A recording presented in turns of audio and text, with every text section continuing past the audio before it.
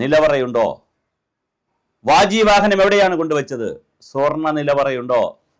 താഴ്മൻ കുടുംബത്തിന്റെ സ്വർണ്ണ നിലവറ പരിശോധിച്ച് കഴിയൂ.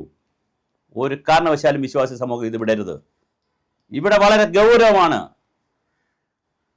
വക്കീല് തെറ്റ് ചെയ്താൽ ഇരട്ടി ശിക്ഷയാണ്, ജഡ്ജി ചെയ്താൽ 3 ഇരട്ടി ശിക്ഷയാണ്. കാരണം എല്ലാം അറിയാമെന്നുള്ള, നിയമത്തിന്റെ എല്ലാ വശങ്ങളും അറിയാമെന്നുള്ള ആളാണ് ജഡ്ജി. അദ്ദേഹം തെറ്റ് ചെയ്താൽ വലിയ ശിക്ഷയാണ് പോകുന്നത്.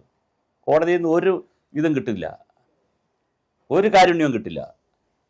അതുപോലെ തന്ത്രി തെറ്റ് ചെയ്താൽ, പ്രത്യേകിച്ച് ദൈവത്തിൻ്റെ കാര്യത്തിൽ തന്ത്രി തെറ്റ് ചെയ്താൽ പൊറുക്കാവുന്നതല്ല.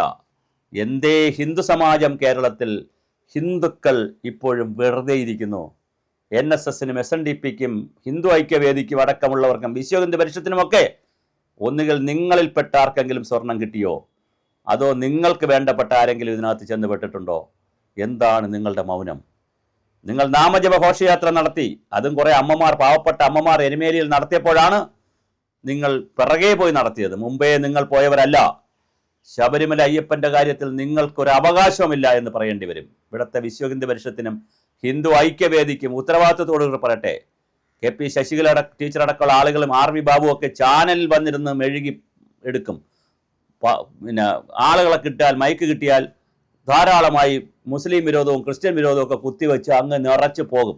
പക്ഷെ ശബരിമല അയ്യപ്പൻ്റെ അവിടെ ആചാര ലംഘനം നടക്കുന്നു, അവിടെ സ്ത്രീകളെ കയറ്റുന്നതുമായി ബന്ധപ്പെട്ട വിഷയം വന്നപ്പോൾ ആദ്യം പ്രതികരിച്ചത് കുറച്ച് പാവപ്പെട്ട സ്ത്രീകളാണ്. ആ വിഷ്വൽസ് എടുത്ത് നോക്കണം. എരുമേലിയിലും പമ്പയിലും കാറും ബസ്സും ഒക്കെ തടയുന്നത് വളരെ സാധാരണ ജനങ്ങളാണ്, ഭക്തരാണ്. അതിനുശേഷമാണ് പന്തളം കൊട്ടാരം വരുന്നത്, അതിനുശേഷമാണ് ഹിന്ദു ഐക്യവേദി വരുന്നത്, വിശ്വഹിന്ദു പരിഷത്ത് വരുന്നത്, പിന്നെയാണ് RSS BJP വന്ന്, കോൺഗ്രസ് വന്ന്. ഇങ്ങനെയാണ് അതിൻ്റെ ഹയറാർക്കി പോയത്. നിങ്ങൾ എവിടെയാണ്? ഉറങ്ങുകയാണോ?